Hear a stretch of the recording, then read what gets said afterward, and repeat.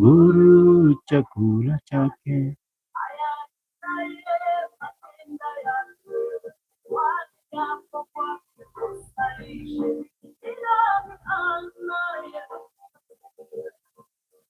Guru chakula chake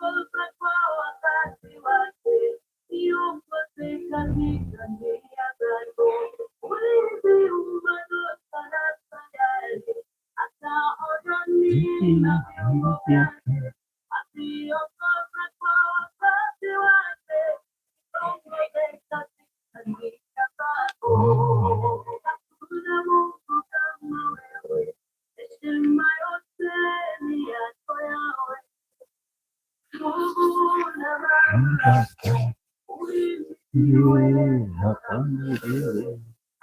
Mungu kama wewe, ima yote yako wewe. Mungu na mamlaka, mimi ndiwe hapa milele.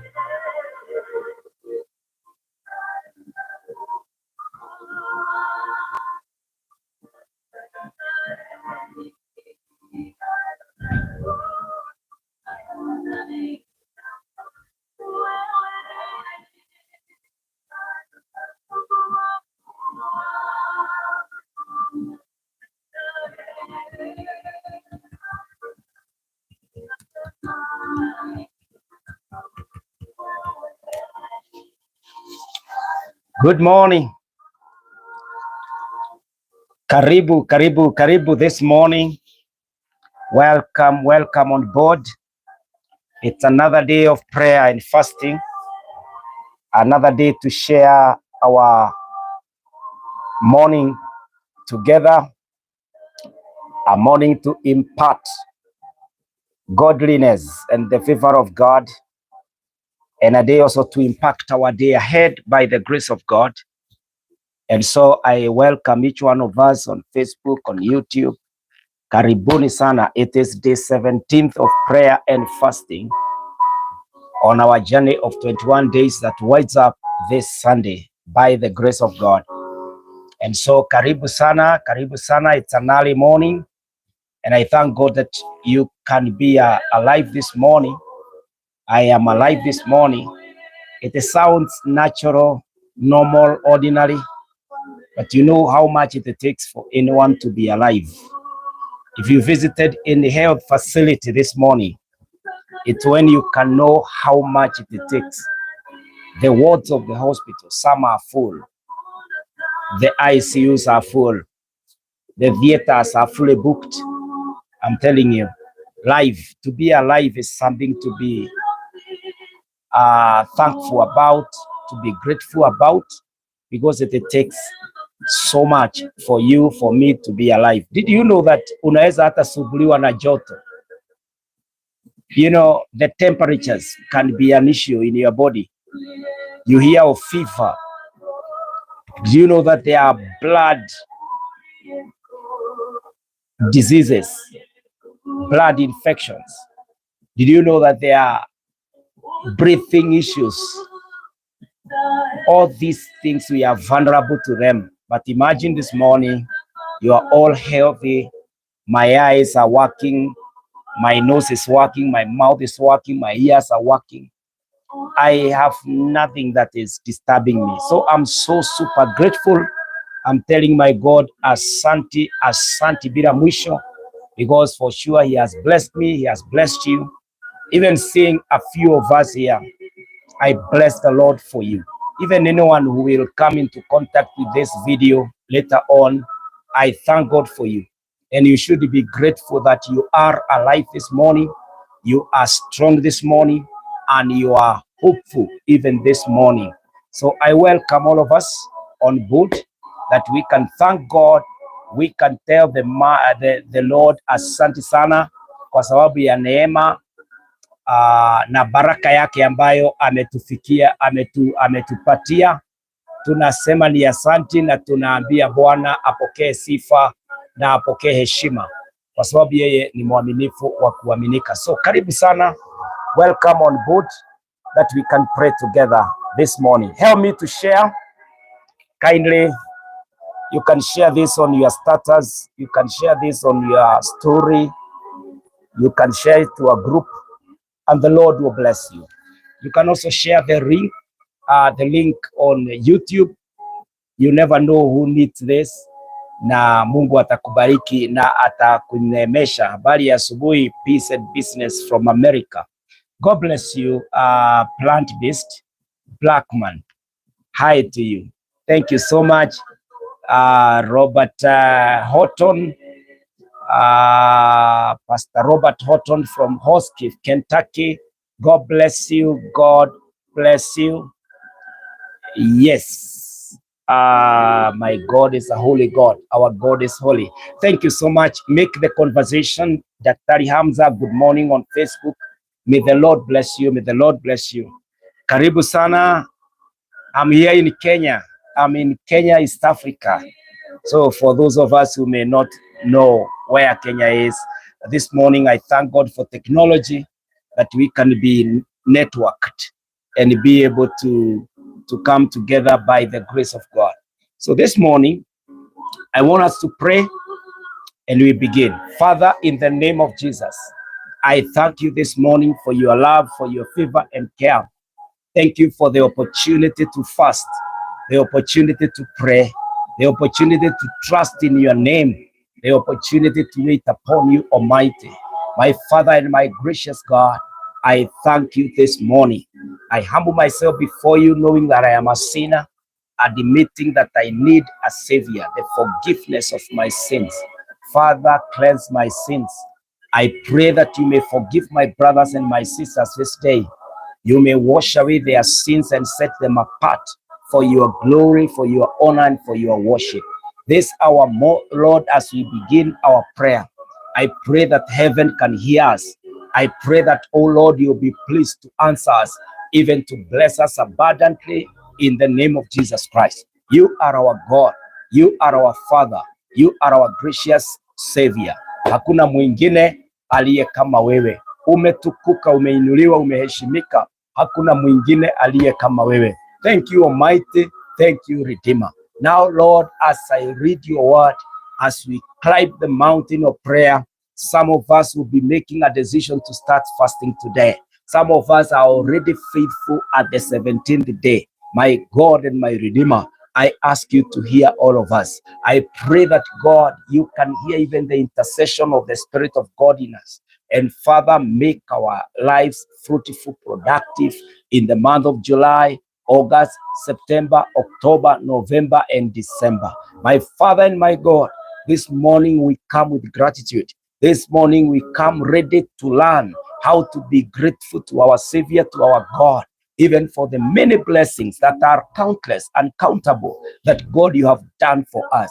We bless you, we worship you, we acknowledge you, and we give you worship and honor. As I pray with your people, I pray that God, may thy kingdom come, may thy will be done in the precious name of Jesus. May thy righteous right hand uphold each one of us and call us the blessed of the Lord, even this morning, in the name of Jesus. Bless us, Lord. Be with us, Lord. May thy face shine upon each one of us, and may we be blessed until the blessed calls us blessed, in the name of Jesus. If there is anyone who is sick this morning, I pray that you can touch them and heal them in the name of Jesus. If anyone is suffering, my God, I pray, oh Lord, bring to a stop that particular pain and give them the joy and the peace of the Lord. If anyone is fighting, Lord, I pray, fight our battles. You are the mighty man of war. You are the one who makes us more than victors. Oh God, fight our battles this morning. I pray, Almighty, if there is any family that has no peace, may they now enjoy the peace of Jehovah in the name of Jesus Christ. My Father and my God, anyone who is not saved, draw them to the saving knowledge and save them this morning. My Father and my God, we come here with our families. Remember our sons and daughters and bless them, Lord. We come with our jobs. Remember the businessmen, businesswomen. Remember the employed. Oh God, bless them, Almighty. My Father and my gracious God, I pray even for them that are planning other things in life. Some are planning to wed, to marry. Others are planning, Lord, to travel abroad. Others are planning various things. I join them in their prayer and I pray, oh God, may it come to pass and may it be a blessing in the name of Jehovah God. Any struggle against the powers of darkness, Lord, I pray, give your people the victory in the name of Jehovah God. We command our day this morning that it will be a day of blessing. It will be a day of the favor of God. It will be a day that when we remember it, we shall be grateful unto our God. Asante Yesu, thank you, Almighty. Thank you, Redeemer. Commence the day with us, oh God. Hear our cries, oh God, as we lift prayers, and our Father, be pleased even to answer it in the name of Jesus. I thank you this morning. I bless you this day, and I ask you, oh God, uphold us with your righteous right hand. Show us the way. Let your word light our path, that God, we may not go astray, we may not miss the way, but may thy kingdom come and thy will be done in the name of Jesus. Father, I thank you. Father, I bless you. Father, I worship you. Father, I adore you. And Father, I give you all the glory, all the honor, and all the worship. Thank you, Almighty. Thank you, gracious one. Thank you, Redeemer. I surrender all. May thy face shine upon me. May thy kingdom come and thy will be done. All the activities of the day, all the businesses of the day, Lord, lead every activity in its details and get us to that productive, fruitful end, that blessed place that you want us to close our day at. In the name of Jesus, I thank you and I bless you. I surrender all as I read your word. Lord, take over my tongue, even my mind and my heart, that Father will become a vessel that you are using this morning for the blessing over your sons and daughters, and even for the glory of your holy name. I bless you and I thank you. This is my prayer this morning as I command my day. In Jesus' name do I pray and believe. Amen, amen, amen, amen. Hallelujah. Hallelujah.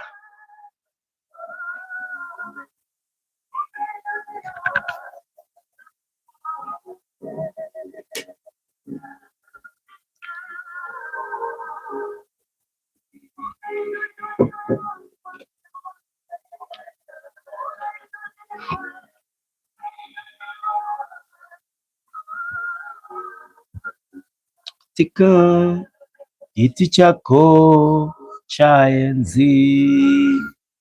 Karibu sana, karibu sana, karibu sana, karibu sana. By the grace of God, karibuni, karibuni wote ambao mnakuja asubuhi jema. Hi to all of us. May the Lord favor you. May the Lord lead you, Robert, in YouTube. May the Lord lead you in the right way. Thank you, Jacinta, on Facebook, and blessings, Naomi. May the Lord bless you. May the Lord bless you. Karibuni sana asubuhi jema. On this day, we want to learn, and we will also be grateful. We want to learn how to be grateful, and we will also thank God in a few minutes in our session. You know, with our God, it is not as it is with men. When our God promises, it is as good as done.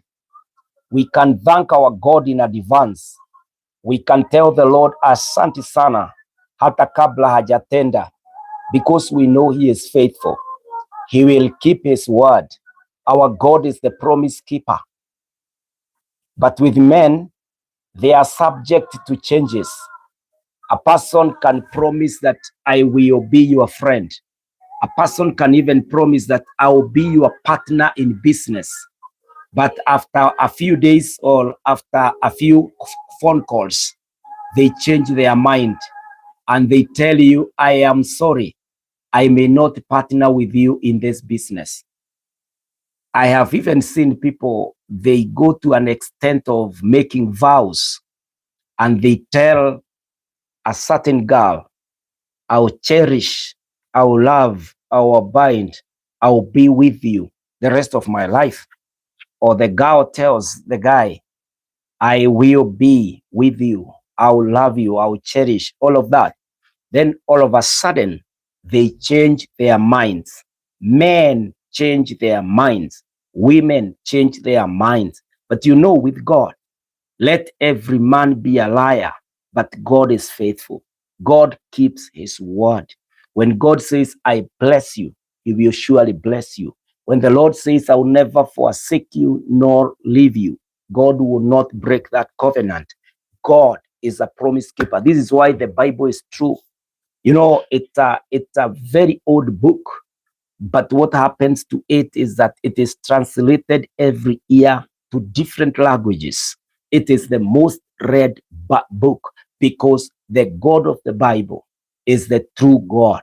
He is the one who cannot lie, who cannot deceive, who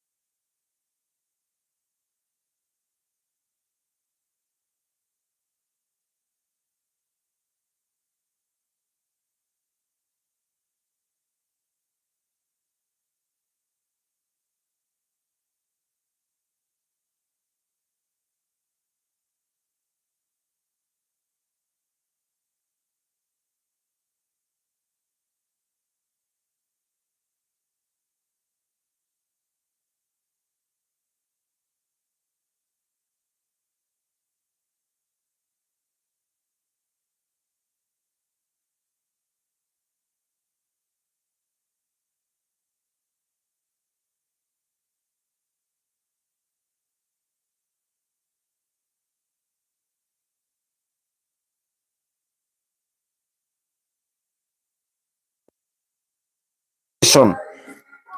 I need you to know that there is the power of God. Thank you, even Robert, for that communication on YouTube. I hope now you can hear me. Let me know whether you can now hear me. I have replaced my microphone. And so I'm saying, God is good. God is good all the time, and all the time, God is good. Wapendwa, because God is good, we should thank Him. Thank you, Robert, for that communication. God bless you. We can thank our God because of His nature. If you met a person whom you are told before you meet him that this is a man who keeps his word, this is a man who does not shy away from his word, and that man, you met him, he promised you, he told you after you have brought your CV, you just wait, I will call you.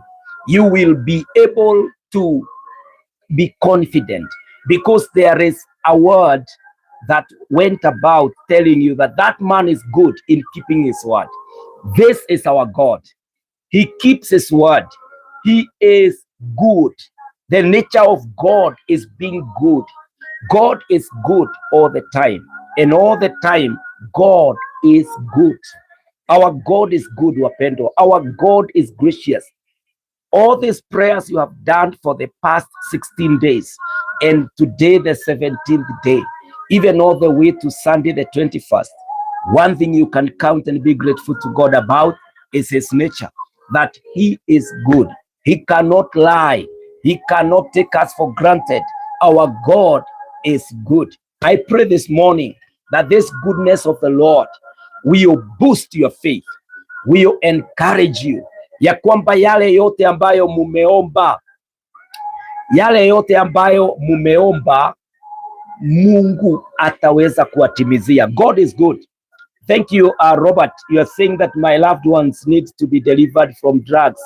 Last name Dennis. They are my nephews and nieces from Owensboro, Kentucky. I'll pray. Then because God is good, there will be deliverance in the name of Jehovah God. Kuna Mungu ambaye ni mwema. Our God is good. No matter what you are going through, God is good. Just come to think of it. When this man called Joseph was going through the hands of his brothers who rejected him, think about Hannah when she was going through mockery from Penina. Think about Abraham and Sarah, who are childless for a long time. Think about Daniel in the den of lions and the accusations. Think about the Pauls being imprisoned, the Peters being imprisoned. Think about Jesus being whipped, being crucified, and later on what they became. No one added in pain. No one got finished. No one was killed that way. I'm telling you, their aid was powerful. Their aid demonstrated that God is good. God is powerful. God is at work. And so whatever that has taken place in your life, know that God is good. Know that God is, God proves His nature. God is good. When Joseph was being rejected, he could not see the book of Genesis chapter 50, where he looks back and tells his brothers, you meant it for evil. You wanted me dead. You wanted me separated from my father because my father loved me, had made me a coat of many colors. But look, God had planned that I should come to Egypt so that how it is today, when, I'm feeding you, I'm saving you from famine and starvation. I am saving the nation of God, my friend. It is good. God works it for our good. In Romans 8 and verse 28, the Bible says that for them that love the Lord, all things work for their good. Mpendwa, anything that is happening in your life and you are in the Lord, just be grateful that God is good. It is meant for good. Even Hannah, when that time came, when God heard her prayer, The Bible says in 1 Samuel chapter 1 and verses 20 that this woman called Hannah, she got a baby boy called Samuel. And Samuel means I asked of God and God have given to me. God is good. Later on, the Bible says that Hannah was blessed with 3 boys and 2 girls. Hallelujah. A whole family. When you are in God, it doesn't matter the fire. It doesn't matter the waters. It doesn't matter how many people leave you. All are for you. As long as you are in the Lord, my sister, my brother, one day, the same people who shouted at you, the same people who walked away, the same people who thought you are good for nothing, they will look for your number. They will come and even confess and say, we used to go somewhere and talk about you. We used to fight you. We used to hate you, but forgive me. I am telling you, the brothers of Joseph, they went and did it. They asked his brother, they asked their brother, forgive us. We didn't know. Don't take revenge. Our father said, you forgive us. They were looking for everywhere to hold on, because the reality was nobody can stop the dream from the Lord. Nobody can stop the promises of the promise keeper. Nobody can ask God, bona unafanya hivi.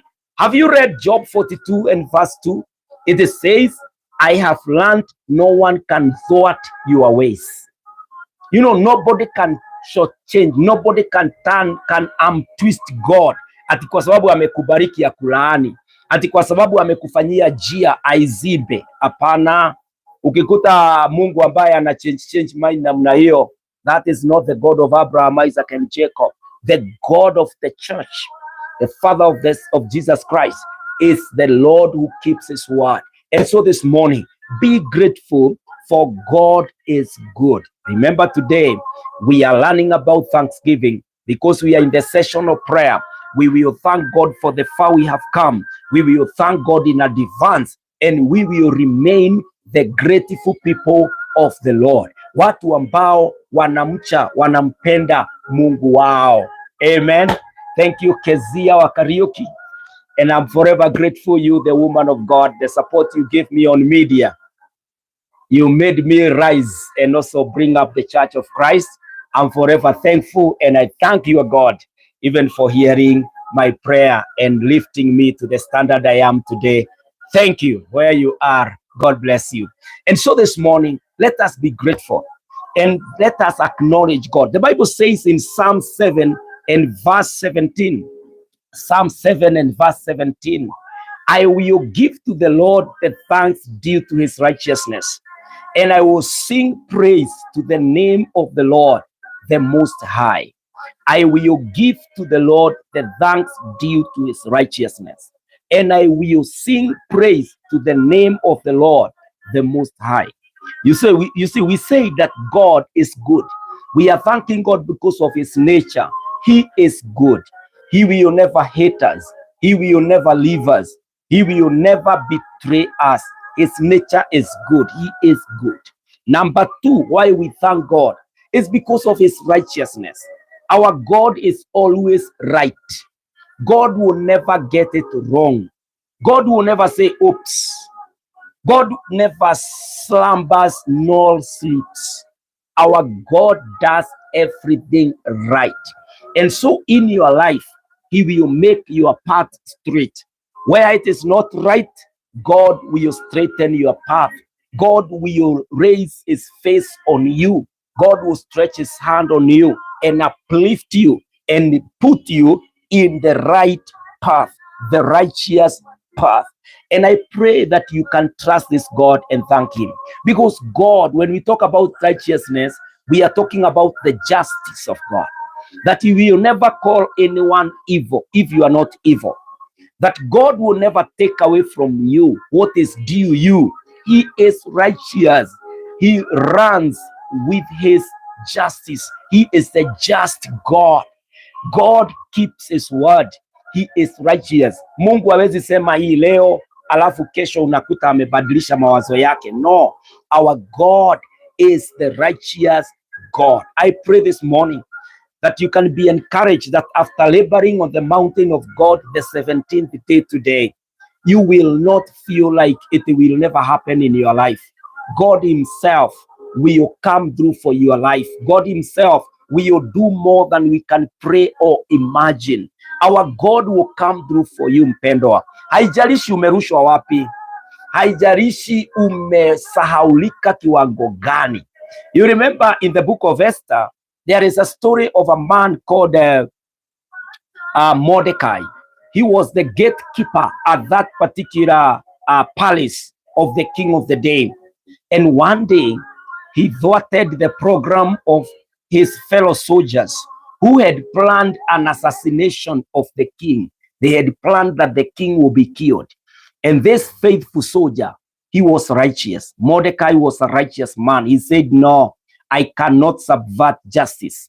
I cannot betray justice. I'll tell the king why he has put me here. I'll tell him your life is in danger and the assassins are this and this one. And that is what he did. And he was forgotten. People forget. People are not righteous. They may not keep that right that belongs to you. But I tell you, when the day came, when Haman wanted to kill Mordecai from nothing, because of his ego and because of his selfishness and that self, yani alikuwa anajiona yeye ndiye anafaa, anastahili kuinamiwa na kila mtu. The Bible says that that night our God disturbed the night of the king, and he read in his chronicles, he read in his history, in his archive books, akafunguliwa akasomewa historia, and God was faithful that the chapter, the page and the chapter that contained the actions, the deeds of Mordecai, hapo ndio alisomewa.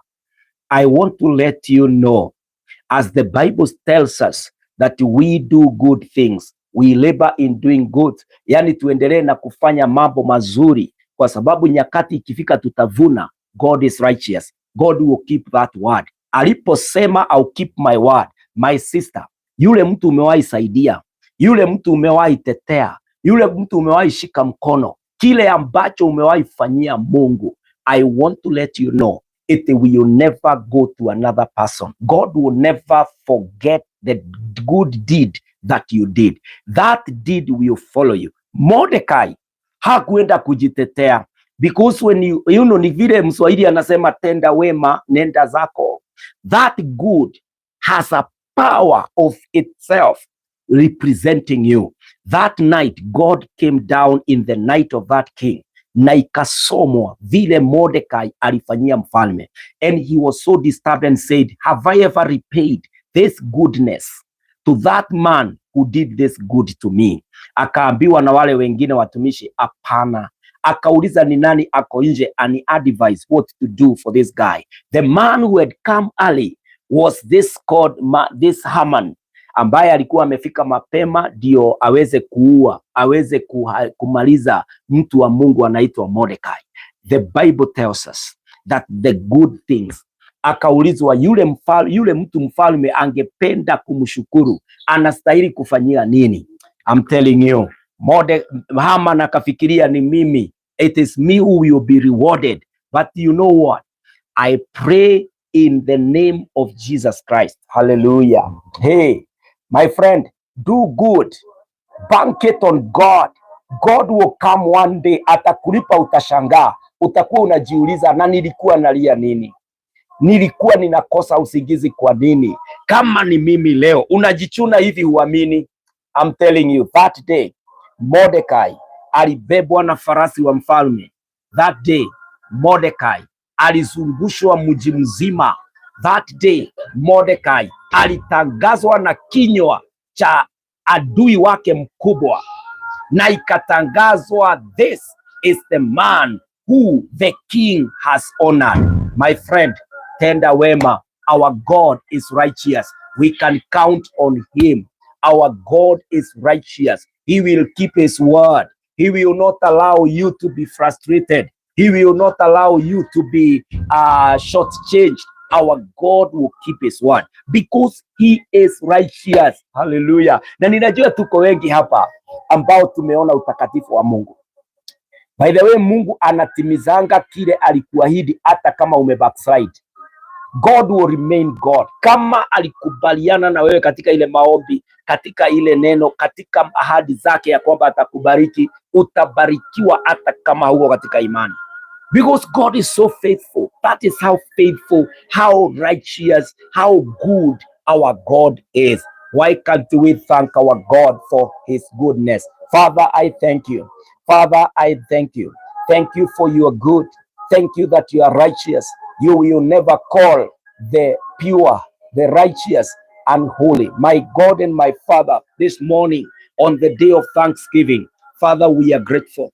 Father, I join everyone who is here to thank you and to say, asante sana Bwana, umetutenda mema. Wewe ni mwaminifu wa kuaminika. Tunakushukuru kwa maana wewe ukiahidi unaweka ahadi zako. Ukiamua kubariki, hakuna anayeweza kukuzuia kutenda lile. We are so thankful. We are so grateful. We acknowledge you. We thank thee, Almighty. Thank you, Jehovah. Thank you endlessly. We are grateful in Jesus' name. Amen. Amen. Mpendwa, listen to this one.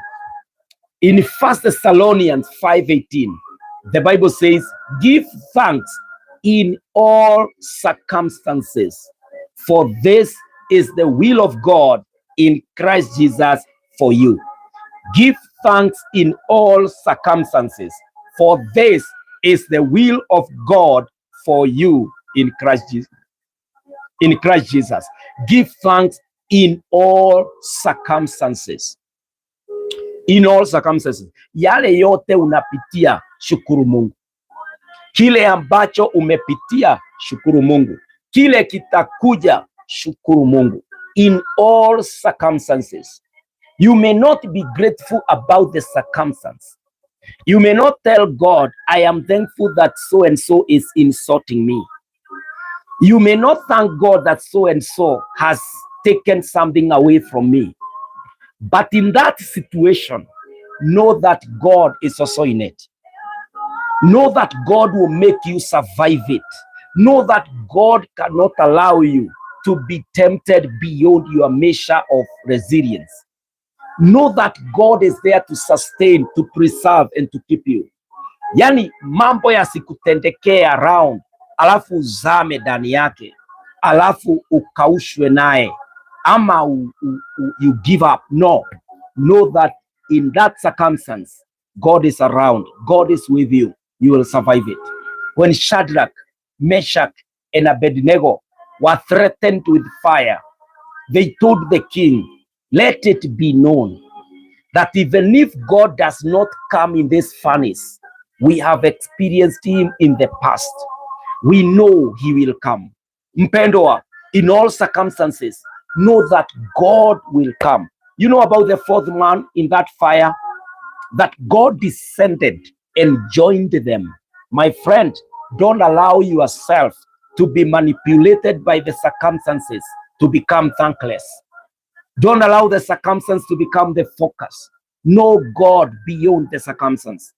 You remember the disciples and Jesus when they were sailing in the same boat and there arose the tides, the waves, the storms in the Sea of Galilee. They almost felt, they felt actually like they are going to lose their lives. They woke Jesus up hurriedly and said, don't you care that we are perishing? Jesus woke up and told them, why didn't you believe? And then he commanded the wind to subside and it stopped. That is the God we are with, friends. The one who can rise in the storms, in the middle of the storms, and calm it down. The God of Shadrach, Meshach, and Abednego, the one who can make the fire become nothing to the mere natural man. Yani haikuchoma hata. The Bible talks about the hair, that their clothes did not even smell the smoke. Can you imagine that level of protection? That God makes you so sealed, so protected, that even uko ndani ya moto ambao uko na moshi, but there is no smell. Nywele ni nini? Nywele inaweza hata chomwa na mwangaza wa tochi. That one is funny. but none, not even a single hair of their head was consumed by that flame. Na unakumbuka wale walikuwa wanaenda kuwarusha, walichomwa na hiyo flame wakakufa. But these three boys, we call them the three Hebrew boys, Shadrach, Meshach and Abednego, they could not be tormented. They could not be consumed by the fire. I am assuring somebody this morning, regardless of the circumstance that you are in, this God will not allow those waters to drown you. You know, the Bible tells us in the book of Isaiah that when you pass through fires, they will not consume you. When you pass through rivers, they will not drown you. My friend, I am assuring you this morning in the presence of the Lord that that circumstance you are going through, if you are with the Lord, I'm telling you, that circumstance will bow down before you. Those people who rejected you, those people who maliciously attacked your name, those people who forced you out of that job, those people, one day they will join you. The Bible says that God will throw a banquet in the face of our enemies. Machoni pa watesi wetu, Mungu ataweka sherehe. Naomba kwa jina la Yesu that you will thank God. As long as you are alive, it doesn't matter the circumstance. The God whom you believe, the God whom you have waited for a long time, mpendwa, atakuja kutenda na atakufanyia kwa sababu ni mwaminifu wa kuaminika. That circumstance you are going through, thank God. Not for it, but because God is with you. As you are in it, God is with you. Ninajua ninaongea na watu ambao wako na katika hali ya magonjwa makali. Pengine hata wengine wanapanga harambee ya mgonjwa wao. Wengine hata pengine landlord amekupatia warning, amekupatia onyo ya kutoka. Wengine hata pengine ni auctioneers, they are around. It is a circumstance and you're asking, Pastor, how can I thank God? How can I be grateful at this situation when my house inaenda, gari inakujua ama ishakujua? I want to let you know, you are not thanking God for that circumstance, but you are thanking God in the circumstance because God is the one who is taking you through. God will help you to come out the following day. Wait on God. The following month, the following year, the Lord is coming. My friend, I want to let you know that the book you are writing today, it will be bought, it will be popular because of that page that carried a circumstance. Kile kinafanya nimtaje mtu kama Shadrach, Meshach and Abednego is because the circumstance, how they withstood it is amazing. Is amazing that they were able to tell the king that the threat of fire will not make us forsake our God. He has come in the past, he is coming now. Even if he does not come here, this fire does not prove whether God is powerful, whether God is alive, or we are not in God. This fire is another step that we will go through. This is faith, yani imani yao. Walikuwa wamemwamini Mungu. They had believed in God that not even a real fire would shake them. My friend, I pray in the name of Jesus Christ that whatever circumstance you are going through, Mungu atakuhifadhi. Utaaminia Mungu. The Lord will come through for you, my sister. The Lord will come through for you, my brother. Don't allow yourself to be devastated. Don't allow yourself ati uletwe chini, ati na uanze kuamini hali ya chini ati ndio ina define wewe. No. The God who is good, the God who is righteous, let us thank him in all circumstances because it is his will. Watu wengine wanauliza, what is the will of God, Pastor? I want to let you know that the will of God for you is to be thankful in all circumstances. Hata nyakati ambayo hauna kazi, thank God. One day, God is coming. Na wewe ambaye hauna kazi, utapata kazi. Pengine hata wengine ni kupoteza wapendwa wao. I pray in the name of the Lord. I know I could be praying with the people here who are ambao wameachwa na wapendwa wao. Pole sana. But I want to encourage you. Kuna Mungu ambaye anakujua, anakupenda. Wengine wanapitia majuto makali katika ndoa na familia. There is God in that pain. there is God, ambaye siku moja atafanya ujiangalie hivi, utaona scars, lakini hazitakuwa zinauma, hakitakuwa kidoda. Mungu atakuponya, and you'll be reminding people of the journey you have journeyed, of the mountains you went up, of the valleys you crossed by the grace of God. And finally, you are the kind of a people, you are the kind of a person that anyone is emulating and saying, Lord God Almighty, help me, bless me. Si Mungu asikie shukrani zako mpendwa. Si Mungu asikie maombi ambayo unainua leo, circumstances ambayo unapitia, na ili akapokee hata your thanksgiving, akapokee shukrani zako na akakuone. Hallelujah, mpendwa. The Bible says this in Philippians 4 verse 6. Philippians 4 verse 6, it says, do not be anxious. Don't run into stress or depression. It says this, I quote, do not be anxious about anything, but in everything, by prayer and supplication, with thanksgiving, let your requests be known to God. Let your requests be known to God by prayer and thanksgiving. By prayer and thanksgiving. Yani unaomba na unashukuru Mungu. Fanya mahitaji yako yajulikane kwa Bwana. Unajua stress, when they escalate to depression, you become good for nothing. You become like a cabbage, as they say. So my friend, avoid yourself depression by being thankful. Thank God that they decided what they decided. Thank God that they took that step. Thank God that they said what they said, evil and malicious about you. As long as you can breathe, as long as your senses are operating, ya kwamba ukiambia kidole ile kidogo ijikuja hivi inajikuja, there remains a day when you will be raised by God, when God will come and do the prayers that you have been lifting on this mountain. There will come a day, and those enemies will not have the last laugh. Those haters will not have the last laugh. Wapendwa, believe in this God.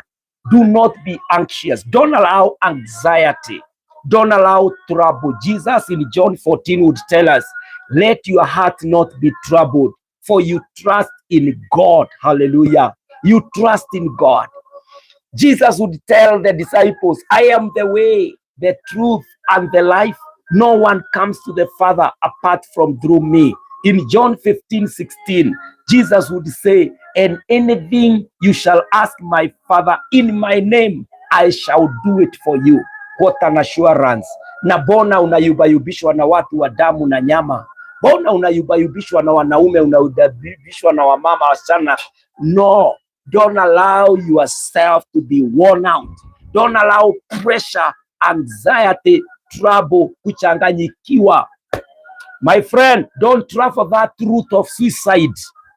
Let the devil become the devil. Wacha yeye akae na mambo yake ya mauaji na mambo mengine. Yourself, you can, if Joseph survived the rejection of his brothers, if Joseph survived the false accusation from his master's wife, if Joseph survived the prison, and one day he became the prime minister of Egypt. My friend, if David survived the lions and the deers in the forest, if David survived the rejection and the hunting of King Saul and finally sat on that throne, my friend, don't be shaken. If Mordecai survived the hatred and the power of Haman, hallelujah. If Hannah survived the mockery of Penina, my friend, utaniambia nini? Si mapepo yashindwe, si maadui wetu washindwe, si hizo circumstances zishindwe. Yule ambaye unashindwa kuwekelea mkate kwa meza leo, tomorrow you can become the sponsor to a children home. Wewe ndiye utakuwa unawapatia breakfast without struggle, kwa sababu kuna Mungu mbinguni. Hallelujah. Si Yesu muliona alishika mikate 5, akashika samaki 2, akashukuru Mungu, akapatia watu maelfu ya watu. What can't God do? God, you are in the hands of the Almighty. Na ndio maana maandiko inasema do not be anxious about anything. Usisumbuke, usihangaike, usifadhaike moyoni mwako. You have God who is all able. God is beyond the circumstance. God cannot be explained by the abundance or the lack. God is far above those particular space. My friend, believe in the Lord. Thank God. Don't allow yourself to be anxious. Watu wengi wameshindwa kuwa productive because ukiingia kwa ofisi umesongwa na mawazo. Unasema mtoto wangu atawahi toka kwa pombe, msichana wangu ndoa yake itawahi tulia, yani watoto wangu watawahi soma kama wa wengine. Mom, I want to encourage you today. There is that God who knows how to lift anybody from nothing. Yani no akurute kiara-ini kia mahuti. Hallelujah. The Lord one day, before God is like thousands. Don't, when you are in God, anything is possible. Chochote chawezekana. Hallelujah. I pray this morning that someone is feeling encouraged regardless of the circumstance, regardless of the situation that you have been through. Kuna Mungu mbinguni ambaye atatenda, atafanya, atajidhihirisha. This morning, take a step of faith and thank God. Tell the Lord, I have come this far. Glory, honor, worship, adoration to your name. I am now here. Receive all praise, receive all worship and honor. My tomorrow, as long as God you have preserved me, my tomorrow, I know my Redeemer liveth, and he shall stand on this soil tomorrow. Ataniinua, atanitendea. I am boosting your faith. I am encouraging you this morning that as you are on the mountain of prayer, don't give up, my friend. Believe in God. He keeps his word. He will come through for you. He is so gracious. He is the Almighty One of Israel. God cannot pray the way we are praying. He doesn't seek help. He doesn't ask anybody to guard him. He is not careless. I'm telling you, my friend, thank God. Don't be anxious about anything. Hallelujah. Don't be don't allow your heart. Hallelujah. Can I read that word of God that tells you to relax and allow God to be God in your life? The Bible says in Colossians chapter 3, verse 15, and let the peace of Christ rule in your hearts, to which indeed you are called in one body, and be thankful. Hallelujah. And let the peace of Christ rule in your hearts, to which you were called in one body, and be thankful. Let the peace of Christ rule in you. Sijui unafadhaika, unahangaika namna gani. Maandiko inasema na amani ya Bwana ikatawale katika roho yako. Receive that shalom. Receive that utulivu wa Bwana, that you will be able to stand and say, I may not have it all figured out, but there is one I know, that he is the Alpha and Omega. The peace of Christ, the peace of God is what I choose to fill my life with, is what I ask as the content of my life. The peace of God. I pray this morning that no one takes out of the thanksgiving place. You will be grateful to God that you are not anxious about anything. In everything, by prayer and supplication, with thanksgiving, you are making your request known unto God. Hallelujah. You are allowing the peace of Christ to rule, to reign in your life in the name of Jehovah God. Don't allow anything else to disrupt, to disturb your peace. Give yourself peace. Hata wale wengine wape amani. Wacha vita mingi, boss. Mahali unafanya kazi, tangaza amani, amani ya Bwana. Kwa familia, mom, dad, tangaza amani. My sister, my brother, tangaza amani kwa your sister, your brother. Kama kuna watu hamuongeleshani, tangaza amani. You have already known that God is on your case. Sio watu walikurusha mahali umerushwa. No, it has a spiritual bearing. Kuna mambo inatendeka katika anga ya kiroho. All other things that you see around happening, they are agencies. It is the manifestation of the spiritual workings. Na kwa hivyo vita vyetu, the Bible says, Now fight the good fight of faith. And then Paul tells us in Ephesians 6, for our struggle is not against the flesh and blood. Our struggle is against the powers, principalities, authorities that are in the realm of the spirit. I pray that you can capture this so that hautachukia, you will not hate people. The object has nothing. Leo pengine unasuguliwa na mwanaume, shetani hiyo pepo inaweza ingia hata mtoto, inaweza hata ingia ndani ya manager, ingie ndani ya mtu mwingine, ingie hata ndani ya mama, na utasubuka the same. So handle the spirit, handle the power behind that object, na wakati utajua ya kwamba life is spiritual and God is controlling your life, you will not be anxious. You will know, as long as I have hooked up with God, as long as I'm plugged into God, as long as I am connected, attached to my God, then God will allow his power to flow through me, and my breakthrough are unstoppable. My blessings cannot be stolen. Nobody can curse me. Hallelujah. You remember the Balaam trying to curse the blessed of the Lord. It could not. Ilikuwa ina backfire. Anajaribu kutangaza, kinywa chake kinapinduliwa, anaanza kubariki. Mpendwa,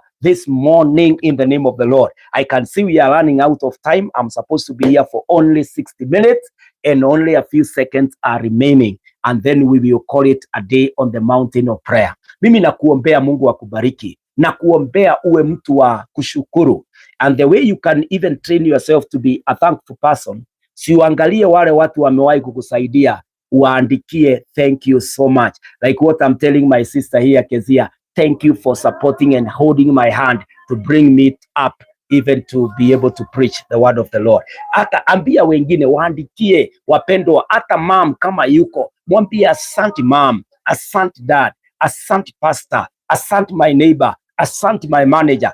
Learn to tell them you are thankful, and then you will have trained yourself to come now to God and tell God, mimi nashukuru, mimi nasema ni asante kwa sababu umenibariki na umenijalia. Katika mlima wa siku ya leo, shukuru Mungu kwa yale yote amekutendea. Hata kwa yale tutaombea kesho na kesho kutwa na kuendelea mpaka Sunday, mwambie Mungu ni asante kwa maana atatenda. Hallelujah. Father, in the name of Jesus, I am thankful together with your people. Thank you for your sons and daughters who convened here this morning. I pray that you may receive their thanksgiving. We are all grateful for what you have done for us. Lord, thank you for such a precious day, the 17th day on the mountain of prayer. We are thankful. We are grateful. Now, Lord, I pray, you who does good all the time, be gracious and do the good in the lives of your people that you have promised in the name of Jesus. I pray, Almighty Father, that everyone who is here is grateful of something of what you have done. I pray that you may continue to do marvelous and great things in our lives. We shall be careful to thank you. This morning, I'm grateful. We pray for courage and energy. We pray for the renewal of our spirit on the mountain, and strengthen us up to the 21st day of our fasting. Thank you, Lord. Thank you, Almighty. This is our humble prayer. In Jesus' name we pray. Amen, amen, amen. Wapendo wa Mungu wabariki sana. Those of us who have been with me on YouTube, may the Lord bless you. Tomorrow is another day. I'm with you here every morning, of course, our East African time, morning of 6 a.m. to 7 a.m., 1 hour, all the way to Sunday when we shall be breaking our fast. Mungu wabariki, Mungu wasaidie. The kind of fasting that we are doing is what we call the partial fasting. The fasting that we take fruit, we take beverages, and we take vegetables. And so be encouraged. Lakini kama wewe ni mgonjwa, if you have a medical issue, please take the prescription of the doctor, take your medicine and eat, but keep at the place of prayer. So usiseme ati nimepatana na muombaji, nimepatana na fasting ambao nilikuwa natafuta, alafu uachane na madawa. No, we worship God through our bodies, and your body is a temple of God. We are supposed to take good care of it. Lakini kama uko na afya kama mimi, funga tuombe na hautaibika. Mungu atakubariki. Neema ikutoshe na mkono wa Bwana uwe nawe. You can keep communicating and you keep the conversation going on my inbox. Namba yangu iko hapo katika my page on Facebook.